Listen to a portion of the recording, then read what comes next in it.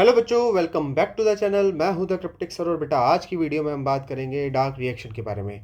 तो चलिए शुरू करते हैं। देखो बेटा, जब आप डार्क रिएक्शन को बात कर रहे हो तो उसका एक और नाम होता है जिसको आप बायोसिंथेटिक फेज या फिर कार्बन रिएक्शन भी बोल सकते हो। डार्क रिएक्शन तो बोलते हो आप, ठीक है। अब यहाँ पे इस रिएक्शन में होगा क्या कि आपने जो लाइट रिएक्शन के टाइम पर एटीपी और NADPH बनाए थे उसको इस रिएक्शन में यूटिलाइज कर लिया जाता है। और ये रिएक्शन हो कहाँ रही है बेटा? स्ट्रोमा में हो रही है। दूसरी चीज़, ऑक्सीजन जो बना था वो डिफ्यूज़ हो जाती है, कहाँ? क्लोरोप्लास्ट से बाहर निकल जाती है, एनवायरनमेंट में आ जाती है। एटीपी जो यहाँ यूटिलाइज हो रहा है वो एक एनर्जी का सोर्स है, और NADPH जो यहाँ यूटिलाइज हो रहा है बेटा वो एक रिड्यूसिंग एजेंट या रिड्यूसिंग पावर की तरह काम करता है। और इसी एटीपी और NADPH का यूटिलाइज करके आप कार्बन डाइऑक्साइड को कार्बोहाइड्रेट में कन्वर्ट कर लेते हो। अब यहाँ पे ध्यान देने वाली बात यह है कि जो डार्क रिएक्शन है वो डायरेक्टली डिपेंडेंट नहीं है लाइट पर, ठीक है। सीधा सीधा लाइट पर डिपेंड नहीं करती है, लेकिन आप ये बोल सकते हो it depends on the ATP and NADPH। ATP और NADPH चाहिए, और वो एटीपी और NADPH कब बना था बेटा? लाइट रिएक्शन के टाइम पर बना था, ठीक है। So it is not dependent directly on the light, but it is dependent on the products of light reaction. इसके बाद बेटा हमें बात करनी है discovery of carbon fixing pathway की, ठीक है। कार्बन डाइऑक्साइड को आपको किस में कन्वर्ट करना है? कार्बोहाइड्रेट में कन्वर्ट करना है, तो यहाँ उसके लिए यूज़ कर रहे हो कार्बन फिक्सेशन पाथवे, ठीक है। अब मेल्विन कैल्विन नाम के एक साइंटिस्ट थे, उनका कॉन्ट्रीब्यूशन क्या है? उन्होंने एक रेडियो एक्टिव आइसोटोप यूज़ करा कार्बन का जिसको C14 कहते हो, और उसको यूज़ करके एल्गी में फोटोसिंथेसिस एक्सपेरिमेंट्स परफॉर्म करे, और इस कार्बन डाइऑक्साइड का पूरे पाथवे को ट्रेस करा, ठीक है, कि कार्बन डाइऑक्साइड का फिक्सेशन किस तरीके से हो रहा है। पूरे पाथवे को इन्होंने एक तरीके से ट्रेस करा, ठीक है। ट्रेस करने के बाद पता चला कि जो पहला स्टेबल प्रोडक्ट बनता है वो एक 3 कार्बन का कंपाउंड है, और उस 3 कार्बन के कंपाउंड का नाम क्या है? 3-फॉस्फोग्लिसरिक एसिड, 3PGA बोल सकते हो आप इसको, ठीक है।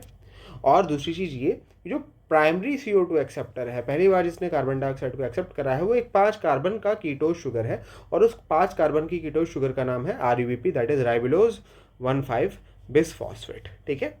अब होता क्या है कि ये 5 कार्बन कंपाउंड राइबोलोज 1,5 बिसफॉस्फेट एक कार्बन डाइऑक्साइड को एक्सेप्ट करता है। टोटल कितने कार्बन होगा? 6 कार्बन। तो बेटा एक 6 कार्बन का अनस्टेबल कंपाउंड बनेगा, इंटरमीडिएट बनेगा, और ये जो कंपाउंड होता है वो बहुत अनस्टेबल होता है, इसलिए टूट जाता है, और वो टूट कर एक स्टेबल 3 कार्बन कंपाउंड में कन्वर्ट होते हैं। तो 2 मॉलिक्यूल्स मिलते हैं आपको, किसके? 3PGA के, ठीक है, 3-फॉस्फोग्लिसरिक एसिड। एक मॉलिक्यूल में 3 कार्बन है, तो बेटा 2 मॉलिक्यूल में 6 कार्बन हो गए, ठीक है ना। अब बेटा जो कैल्विन साइकिल है या फिर C3 साइकिल जो है, उसके पूरे प्रोसेस को अगर देखा जाए तो बेटा कितने स्टेप्स में होती है पूरी साइकिल? तो बेटा टोटल 3 स्टेप्स होते हैं। पहले साइकिल देख लो। साइकिल में क्या है कि बेटा यहाँ पर आपको देखने को मिलेगा कि राइबोलोज 1,5 बिसफॉस्फेट है, ठीक है, और ये कितने कार्बन कंपाउंड है? 5 कार्बन कंपाउंड है, 5 कार्बन का बना हुआ है, ठीक है। दूसरा, इसमें एडिशन होता है किसका बेटा? कार्बन डाइऑक्साइड का। कार्बन डाइऑक्साइड कितने कार्बन कंपाउंड है? 1 कार्बन कंपाउंड है। 5 + 1 कितने कार्बन हो गए? 6। अभी आपने देखा कि 6 कार्बन कंपाउंड बनता है, लेकिन वो टूट जाता है 2-3 कार्बन कंपाउंड में, 2 मॉलिक्यूल्स ऑफ 3 कार्बन कंपाउंड। तो बेटा यहाँ पर भी सेम ही चीज़ होगी कि 3-फॉस्फोग्लिसरेट बनेगा, लेकिन इसके कितने मॉलिक्यूल्स बनेंगे? 2 मॉलिक्यूल्स बनेंगे, ठीक है। 2 मॉलिक्यूल्स ऑफ 3-फॉस्फोग्लिसरेट। 3-फॉस्फोग्लिसरेट बोल लो या 3-फॉस्फोग्लिसरिक एसिड बोल लो, बात एक ही है, ठीक है।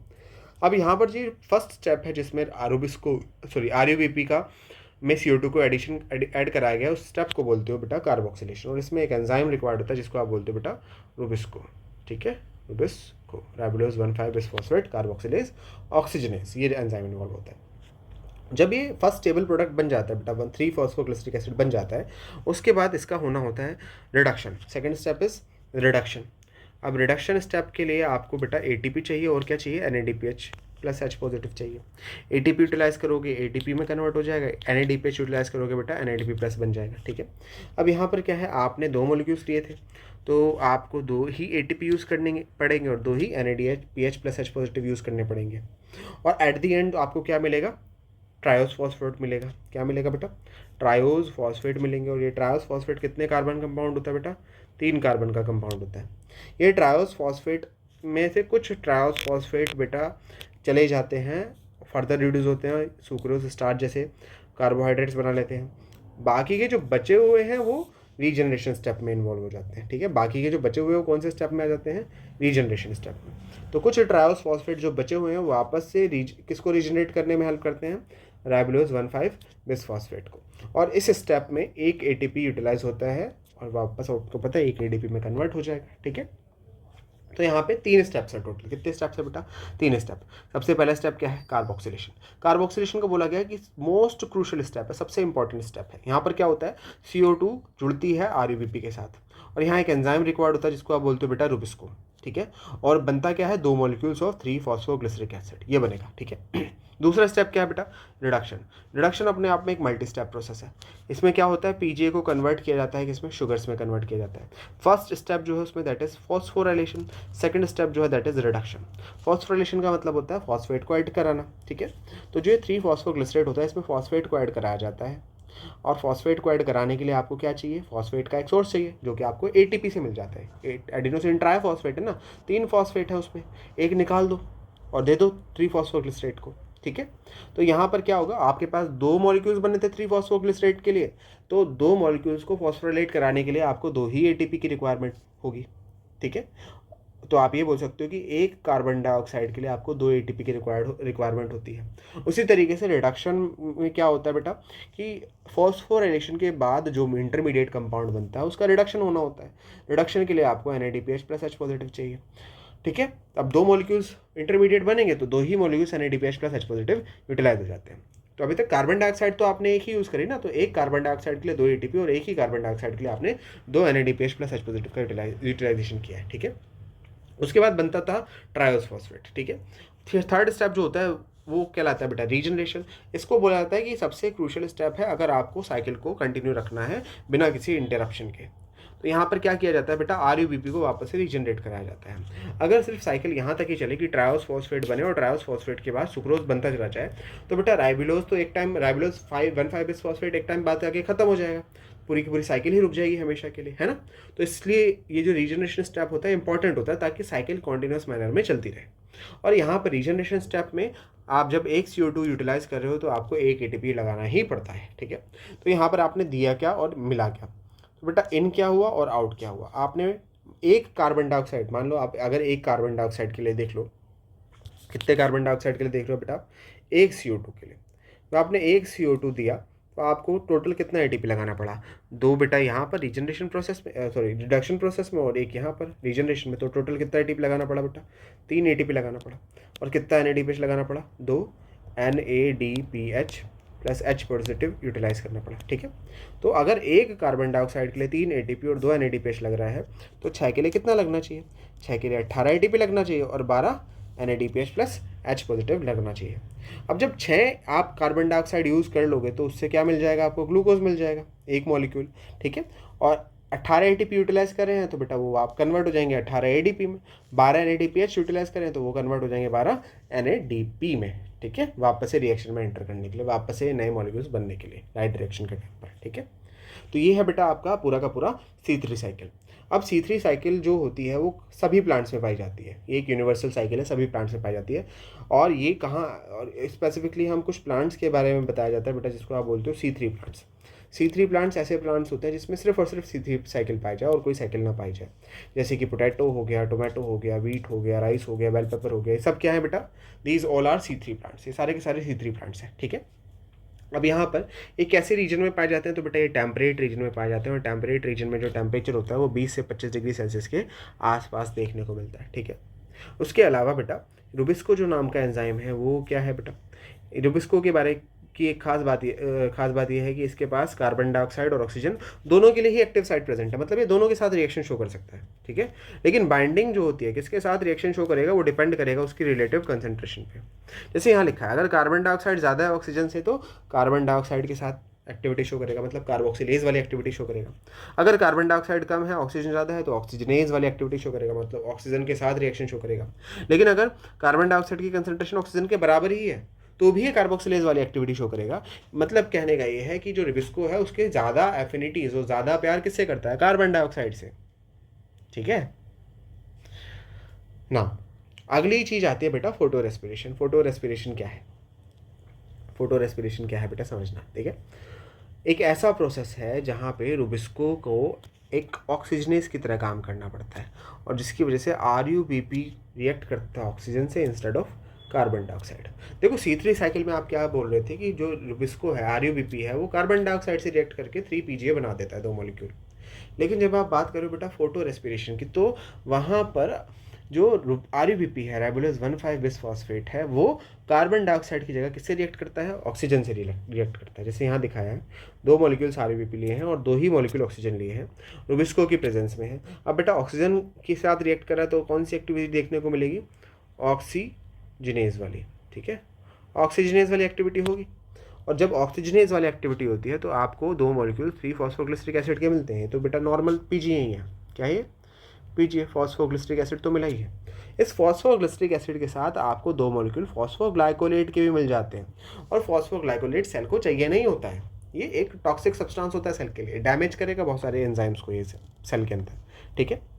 तो क्या किया जाता है बेटा कि इस फॉस्फोग्लाइकोलेट को वापस से 3 फॉस्फोग्लिसरिक एसिड में कन्वर्ट किया जाता है, 3 फॉस्फोग्लिसरेट में कन्वर्ट किया जाता है, ठीक है। और इस कन्वर्जन के लिए आपको 3 ऑर्गेनल्स लगती है, क्लोरोप्लास्ट, पेरोक्सिसोम एंड माइटोकॉन्ड्रिया। और एक साइकिल लगती है जिसको आप फोटो रेस्पिरेशन बोल सकते हो या क्या बोल सकते हो बेटा? C2 cycle. इसको इधर लिख देते हैं, क्या कौन सी साइकिल लगती है बेटा? C2 साइकिल लगती है, ठीक है। और इस प्रोसेस के टाइम पर आप ये बोल सकते हो कि इसमें से एक कार्बन डाइऑक्साइड निकल के बाहर चला जाएगा। दो मॉलिक्यूल बने थे ना 2 फॉस्फोग्लाइकोलेट के, और एक मॉलिक्यूल में 2 कार्बन है, तो 2 मॉलिक्यूल में टोटल 4 कार्बन होंगे। 4 में से एक बाहर निकल गया तो क्या बचा? 3 कार्बन कंपाउंड बचा। वो 3 कार्बन कंपाउंड क्या बेटा? Phosphoglyceric acid. इसके अलावा कार्बन डाइऑक्साइड तो निकल गया, साथ में बेटा इसमें आपको क्या लगानी पड़ती है? ATP भी लगानी पड़ जाती है, ठीक है। तो यहाँ पे कुछ मिलता है, सच है नहीं, आपको लगाना और पड़ जाता है बचाने के लिए सिस्टम को, है ना। अब यहाँ पर बताया गया है बेटा यहाँ पर कि शुगर सिंथेसिस नहीं होता, यहाँ पे कोई शुगर नहीं बन रही है साइकिल के टाइम पर, ATP का कोई प्रोडक्शन नहीं हो रहा है, NADPH नहीं बन रहा है। इसके अलावा और हो क्या रहा है बेटा? यहाँ पर कार्बन डाइऑक्साइड निकल जा रहा है, ATP कंज्यूम हो जा रहा है। तो आप ये बोल रहे हो कि ये तो हमारे लिए एक तरीके से आप प्लांट के लिए एक वेस्टफुल प्रोसेस हो गया, है ना। और हुआ क्या? दूसरी चीज़ ये कि ये डिक्रीज कर देगा फोटोसिंथेटिक एफिशिएंसी बाय 25% से यील्ड कम कर देगा, ठीक है। तो ऑब्वियसली बात है that is not good for plants. Plants को कुछ ना कुछ तो करना पड़ेगा। अब प्लांट्स क्या करते हैं बेटा?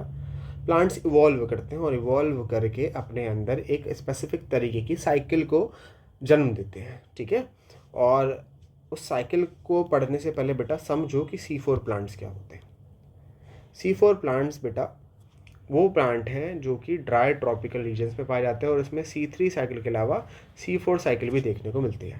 ड्राई ट्रॉपिकल रीजन है इसलिए टेम्परेचर कितना होना चाहिए बेटा? 30 से लेकर 40 डिग्री सेल्सियस के बीच में, ठीक है। कौन कौन से प्लांट्स? मेज, सोयाबीन, एमारैंथस, शुगर केन, ठीक है। ये सब किसके एग्जाम्पल है? C4 प्लांट्स के एग्जाम्पल है। C4 प्लांट के कैरेक्टरिस्टिक फीचर क्या है?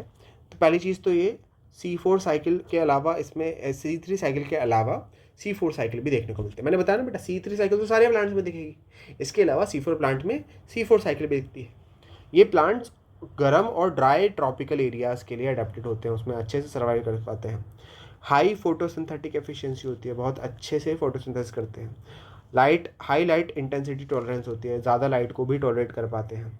बायोमास प्रोडक्टिविटी ज़्यादा होती है। इन शॉर्ट ये कहना चाह रहे हैं कि फोटोसिंथेसिस ज़्यादा कर पाता है। फोटो रेस्पिरेशन बिल्कुल नेग्लेजिबल होता है, ना के बराबर फोटो रेस्पिरेशन होता है, मतलब कि लॉस नहीं होगा, ठीक है। और टेम्परेचर के लिए अडेप्टेशन ज़्यादा अच्छी है, टेम्परेचर के लिए टॉलरेंस ज़्यादा अच्छी है इसमें, ठीक है। अभी जो C4 प्लांट्स हैं इनकी लीफ में एक स्पेशल तरीके की एनाटमी होती है जिसको क्रेन्स एनाटमी बोलते हो। क्रेन्स एनाटमी में क्या देखा गया है बेटा कि देखो ये वाला जो पार्ट है this is the vascular bundle. ये क्या है बेटा? This is vascular bundle. अब इस वेस्कुलर बंडल के चारों तरफ क्या प्रेजेंट है? ये वाली बंडल शीथ प्रेजेंट है, this is the bundle sheath, ठीक है।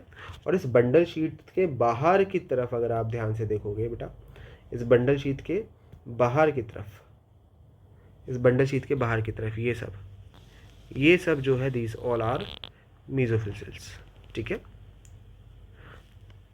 तो इसी एनाटमी को आपने बोला है क्रेन्स एनाटमी, ठीक है। क्रेन्स का मतलब होता है रेथ, रिंग लाइक अरेंजमेंट। तो वेस्कुलर बंडल एक रिंग की फॉर्म में प्रेजेंट है। एक लेयर भी हो सकती है, मल्टीपल लेयर्स भी प्रेजेंट हो सकती है, कुछ भी हो सकता है यहाँ पर कंडीशन, ठीक है। तो अब बेटा जो C4 साइकिल होती है जिसको आप हैच एंड स्लैक पाथवे भी बोलते हो, उसमें हो क्या रहा है, ठीक है। C4 साइकिल को आपको याद रखना है, क्या नाम दिए से बोला जाता है बेटा? हैच एंड स्लैक पाथवे भी बोल दिया जाता है, और या फिर C4 साइकिल तो बोल ही रहे हो, ठीक है। अब यहाँ पे हो क्या रहा है, ध्यान देना बेटा कि सबसे पहले बाहर से एटमॉस्फेरिक ऑक्सीजन आई, कौन सी सेल में? 2 सेल इन्वॉल्व है ना, एक मीजोफिल सेल और दूसरी क्या बेटा? Bundle sheath cell. और बाहर से कार्बन डाइऑक्साइड आई, कहाँ आई? मेसोफिल सेल में आई। मेसोफिल सेल में ये जाकर वाटर से रिएक्ट करेगी और किस में कन्वर्ट हो जाएगी? बाइकार्बोनेट आयंस में। अब बाइकार्बोनेट आयंस में कन्वर्ट होने के बाद ये कार्बन डाइऑक्साइड को ऐड कराया जाएगा, कार्बोक्सिलेशन कराया जाएगा फॉस्फोनोल पायरुवेट का, पीईपी का। C3 साइकिल में आरयूबीपी था, यहाँ पे कौन है बेटा? PEP, phosphoenol pyruvate. अभी जो फॉस्फोइनोल पायरुवेट और ये है, जो फॉस्फोइनोल पायरुवेट है, कितने कार्बन कंपाउंड है बेटा? ये 3 कार्बन कंपाउंड है। HCO3 जो है वो 1 कार्बन कंपाउंड है। 3 और 1 कितने हो गए बेटा? 4 कार्बन कंपाउंड। तो क्या बना? एक C4 एसिड बना। और C4 एसिड का नाम क्या है? ऑक्जेलो एसिटिक एसिड, OA बना। अब इस OAA को फिर कन्वर्ट किया जाता है किस में? मैलिक एसिड में, या फिर कन्वर्ट किया जाएगा किस में? एस्पार्टिक एसिड में। और इसको कन्वर्ट करने के बाद ट्रांसपोर्ट कर दिया जाता है कहाँ पे? Into the bundle sheath cell. तो बंडल शीथ सेल में क्या पहुंचा बेटा? ये जो C4 एसिड है, ये कौन है? ऑक्जेलो एसिटिक एसिड की मैलिक एसिड। तो बेटा ये होता है मैलिक एसिड या फिर एस्पार्टिक एसिड। अब मैलिक एसिड का जो डी कार्बोक्सिलेशन होगा, मतलब कि यहाँ से आप कार्बन डाइऑक्साइड निकाल दोगे। मैलिक एसिड तो 4 कार्बन का कंपाउंड है ना, 1 कार्बन निकाल दे तो कितना बचा? 3 कार्बन बचा। अभी 3 कार्बन जो कंपाउंड है, इसको आपने बोला क्या है बेटा? इसको आपने बोला है पायरुवेट। क्या बोला? पायरुवेट। ठीक है, पायरुवेट। पायरुवेट बना, ठीक है ना, पायरुवेट बना। अभी जो पायरुवेट है, पायरुवेट वापस से ट्रांसपोर्ट कर दिया जाता है वापस कहाँ पे बेटा? मेसोफिल सेल में। और फिर ये पायरुवेट को किस में वापस कन्वर्ट किया जाता है बेटा? फॉस्फेनॉल पायरुवेट में। ठीक है, पायरुवेट को फॉस्फेनॉल पायरुवेट में कन्वर्ट किया जाता है। और इस स्टेप के टाइम पर कितनी ATP यूटिलाइज हो जाती है? 2 ATP यूटिलाइज हो जाती है। ठीक है, तो ये जो पूरी साइकिल आपने पढ़ी, दैट इज C4 साइकिल। ठीक है, यही C4 साइकिल है। अब यहाँ पर जब आपने डीकार्बोक्सिलेशन स्टेप पढ़ा कि यहाँ पे बंडल शीथ सेल में डीकार्बोक्सिलेशन हो रहा है, कार्बन डाइऑक्साइड निकल रही है। वही कार्बन डाइऑक्साइड निकल के गई कहाँ? C3 साइकिल में चली गई है। ठीक है, कार्बन डाइऑक्साइड निकल के कहाँ चली जाती है बेटा? C3 साइकिल में एंटर कर जाती है। तो यहाँ पर आपको C4 साइकिल चलती हुई दिखाई दे रही है, बड़ी जो साइकिल ना, ये जो पूरी की पूरी बड़ी साइकिल आपको दिखाई दी है कि यहाँ पे यहाँ से लेकर फिर ये डीकार्बोक्सिलेशन, फिर ट्रांसपोर्ट, फिर रीजनरेशन, ये पूरी साइकिल क्या है? C4 साइकिल है। और ये जो कार्बन डाइऑक्साइड निकला है यहाँ पर, ये जो कार्बन डाइऑक्साइड निकल के एक साइकिल में एंटर करा है, इसको आप नाम दोगे बेटा C3 साइकिल। ठीक है, तो बेटा C4 प्लांट्स में C3 साइकिल भी चल रही है और C4 साइकिल भी चल रही है। ठीक है ना। अब बेटा कुछ चीज़ें देख लो आप मेसोफिल और बंडल शीथ सेल से रिलेटेड। बाहर वाली जो सेल है वो बंडल शीथ सेल है, सॉरी मेसोफिल सेल है। और जो अंदर वाली सेल है वो कौन सी सेल है बेटा? बंडल शीथ सेल है। ठीक है, अब कौन सी सेल में क्या चीज़ प्रेजेंट होती है और कौन सी सेल में क्या चीज़ प्रेजेंट नहीं होती, वो चीज़ हमें देखनी है। ठीक है, तो बेटा अगर हम बात करें कि मेसोफिल सेल में क्या होता है क्या नहीं होता, तो बेटा फॉस्फोइनोल पायरुवेट जो प्राइमरी CO2 एक्सेप्टर है वो मेसोफिल सेल में होता है। बंडल शीथ सेल में कौन सा एंजाइम होता है बेटा? कौन सा एक्सेप्टर होता है? आरयूबीपी होता है। RuBP is the primary acceptor for C3 cycle and phosphoenol pyruvate is the primary acceptor for C4 cycle. ठीक है, उसके बाद रुबिस्को की अगर बात कर ली जाए तो मेसोफिल सेल में रुबिस्को नहीं है। इस बार रुबिस्को की पोजीशन चेंज कर दी, कहाँ रख दिया उसको?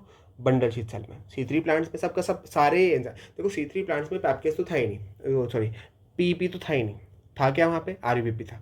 और क्या था? एंजाइम क्या था? रुबिस्को था। वो सब कहाँ थे? मेसोफिल सेल के क्लोरोप्लास्ट के स्ट्रोमा में प्रेजेंट थे। ठीक है, लेकिन यहाँ पर अगर हम बात करें तो यहाँ पर बेटा एंजाइम अलग अलग लोकेशन पर प्रेजेंट है। जैसे मेसोफिल सेल में पीईपी प्रेजेंट है और बंडल शीथ सेल में आरयूबीपी प्रेजेंट है।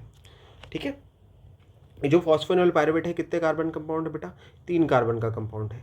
और जो आरयूबीपी वो कितने कार्बन का कंपाउंड है? 5 कार्बन का कंपाउंड है। ठीक है, इसके अलावा रुबिस्को मेसोफिल सेल में नहीं होता, बंडल शीथ सेल में होता है। ठीक है, इसलिए बंडल शीथ सेल में आपको C3 साइकिल दिखती है। मेसोफिल सेल में पीईपी कार्बोक्सिलेज एंजाइम प्रेजेंट होता है। ये पीईपी कार्बोक्सिलेज एंजाइम जो है ये सिर्फ और सिर्फ कार्बोक्सिलेशन वाली एक्टिविटी ही दिखाता है।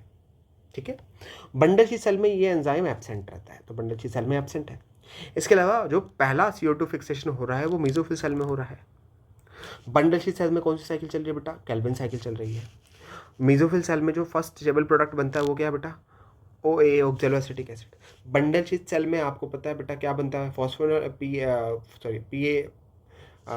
पायरुवेट कह रहा हूँ, क्या है? PGA, फॉस्फोग्लिसरेट बनता है और वो फिर बाद में शुगर्स बना देता है। ठीक है ना। अब बेटा जो प्राइमरी CO2 एक्सेप्टर है, प्राइमरी CO2 एक्सेप्टर कौन है यहाँ पर? सबसे पहले CO2 को किसने एक्सेप्ट करा है? फॉस्फोइनोल पायरुवेट ने एक्सेप्ट करा है C4 साइकिल के टाइम पे। प्राइमरी एंजाइम, सबसे पहले जो एंजाइम लग रहा है वो कौन है बेटा? पैपकेज, फॉस्फोइनोल पायरुवेट कार्बोक्सिलेज एंजाइम का नाम है, ठीक है। पहला स्टेबल, सबसे पहला जो स्टेबल प्रोडक्ट क्या बन रहा है बेटा? ऑक्सैलो एसिटिक एसिड बन रहा है, ठीक है। तो अगर आप सिर्फ बात कर रहे हो C4 साइकिल की, किसकी बात कर रहे हो बेटा? C4 साइकिल की बात करो तो C4 साइकिल में आपने एक कार्बन डाइऑक्साइड डाला है और एक कार्बन डाइऑक्साइड के लिए आपने 2 ATP लगा दिए, लेकिन कोई भी NADPH+ H पॉजिटिव नहीं लगाया, ठीक है। तो ये सिर्फ और सिर्फ C4 साइकिल की बात चल रही थी, ठीक है। अब बेटा आगे बढ़ें तो C3 प्लांट्स और C4 प्लांट्स के बीच में कुछ डिफरेंसेस होते हैं, वो देख लेते हैं। जैसे C3 प्लांट्स में सिर्फ और सिर्फ C3 साइकिल चलेगी, C4 प्लांट में C3 साइकिल भी चलेगी, C4 साइकिल भी चलेगी। C3 प्लांट में पहला स्टेबल प्रोडक्ट होता है 3-फॉस्फोग्लिसरिक एसिड, C4 प्लांट में होता है oxalo acetic acid. C3 plant में क्रॉस एनाटोमी नहीं होती, C4 प्लांट में क्रॉस एनाटोमी होती है। C3 प्लांट में initial CO2 fixation mesophyll cell में हो रहा है, यार सब कुछ वहाँ मेसोफिल सेल में हो रहा है। C4 प्लांट में भी first CO2 fixation mesophyll cell में होता है, सेकंड CO2 फिक्सेशन होता है बंडल शीथ सेल में। C3 प्लांट्स में primary CO2 acceptor is RUBP, C4 plant में कौन है? Phosphoenol pyruvate. C3 प्लांट में पहला स्टेबल प्रोडक्ट होता है 3PGA, ठीक है। और C4 प्लांट में कौन है? ऑक्सैलो एसिटिक एसिड, जो दोबारा से हो गया, 2 बार हो गया ये पॉइंट, ठीक है। C3 प्लांट में कैल्विन साइकिल कहाँ होती है? मेसोफिल सेल में। C4 प्लांट में कहाँ हो रही है? बंडल शीथ सेल में। मैंने बताया था ना बेटा, C3 साइकिल तो सारे प्लांट में होगी ना, तो चाहे C3 प्लांट हो चाहे C4 प्लांट हो, सब में होगी। C3 प्लांट में मेसोफिल सेल में हो रही है, C4 प्लांट में बंडल शीथ सेल में हो रही है। इसके अलावा बेटा photo respiration high light intensity पे, लो लाइट इंटेंसिटी पे, जब हाई CO2 कंसंट्रेशन, लो CO2 कंसंट्रेशन है तब। अगर हम C3 प्लांट्स की बात करें तो बेटा हम ये बोल सकते हैं कि C3 प्लांट्स में फोटो रेस्पिरेशन देखने को मिल सकता है ना। अगर लाइट की इंटेंसिटी ज़्यादा होगी तो फोटो रेस्पिरेशन ज़्यादा होगा, लाइट की इंटेंसिटी कम होगी तो फोटो रेस्पिरेशन नेग्लिजिबल होगा। CO2 की कंसंट्रेशन कम होगी, CO2 की कंसंट्रेशन बेटा ज़्यादा होगी तो C3 नेग्लिजिबल फोटो रेस्पिरेशन देखने को मिलेगा। CO2 की कंसंट्रेशन कम होगी तो ज़्यादा फोटो रेस्पिरेशन देखने को मिलेगा। अब C4 प्लांट के पास तो एडेप्टेशन है ना बेटा, C4 प्लांट तो अपने आप को अडेप्ट करके रखा है कि जिस जगह उसको प्रेजेंट होगा वहाँ पे सिर्फ CO2 ही बढ़ाए चले जाएंगे। जैसे आपने यहाँ देखा था बंडल शीथ सेल में क्या प्रेजेंट थी बेटा? रुबिस्को प्रेजेंट थी, है ना। और बंडल शीथ सेल में डिकार्बोक्सिलेशन हो रहा है, सिर्फ कार्बन डाइऑक्साइड ही जा रहा है, ऑक्सीजन तो जा ही नहीं सकता। बंडल शीथ सेल के जब आप फीचर्स पढ़ते हो तो वहाँ पढ़ा जाता है बेटा कि यहाँ पर सेल वॉल थिक होती है कि बाहर से सीधा कोई गैस अंदर आ नहीं सकती है, ठीक है। और आ नहीं सकती है तो बेटा यहाँ पर जितनी भी गैसेज हैं वो डिकार्बोक्सिलेशन या किसी डिफरेंट दूसरे प्रोसेस से ही बनेगी, जो भी बनेगी, ठीक है। तो यहाँ पे एनी हाउ क्या हो रहा है कि रुबिस्को के पास कार्बन डाइऑक्साइड की कंसंट्रेशन बढ़ी हुई है, तो वो हमेशा कौन सी एक्टिविटी दिखेगा? कार्बोक्सिलेशन वाली एक्टिविटी दिखाएगा। और जब जब कार्बोक्सिलेशन वाली एक्टिविटी दिखाएगा तो आप बोल सकते हो कि ईल्ड में कमी नहीं आने वाली है, ठीक है। तो आप ये बोल सकते हो C4 प्लांट में तो कोई भी कंडीशन हो, फोटो रेस्पिरेशन तो नेग्लिजिबल ही है। C3 प्लांट्स और C4 प्लांट्स की प्रोडक्टिविटी, मतलब ज़्यादा फोटोसिंथेसिस कहाँ देखने को मिलता है? C4 प्लांट में ज़्यादा होता है बेटा, C3 प्लांट्स में कम होता है। इसके अलावा एक CO2 को जब यूज़ करते हो तो कितना ATP यूटिलाइज होता है? तो C3 प्लांट्स में बेटा 3 ATP पर 1 CO2, C4 प्लांट में 5 ATP पर 1 CO2। अब ये जो 5 ATP है इसमें 3 ATP तो C3 साइकिल में लगा, 2 ATP कहाँ लगा? C4 साइकिल में। एक CO2 को जब आप एंटर करा रहे हो तो कितना NADPH+ H पॉजिटिव लगता है? तो बेटा C3 में 2 और C4 में 2 NADPH+ H पॉजिटिव पर 1 CO2, एक CO2 पे की बात चल रही है, ठीक है। तो ये जो कंडीशन है ये आपको याद होनी चाहिए, ठीक है। तो बेटा इसी के साथ हमारा जो डार्क रिएक्शन वाला पार्ट है यहीं पे ख़त्म होता है। आई होप आपको ये लेक्चर समझ में आया होगा, पसंद आया होगा। अगर आपको ये लेक्चर समझ में आया है, पसंद आया है तो बेटा चैनल को सब्सक्राइब करना, वीडियो को लाइक करना और ये वीडियो अपने दोस्तों के साथ भी शेयर कर देना। अब हम मिलेंगे आपको अपनी नेक्स्ट वीडियो में, तब तक के लिए आप हंसते रहिए, मुस्कुराते रहिए, पढ़ते रहिए। Thank you and bye bye.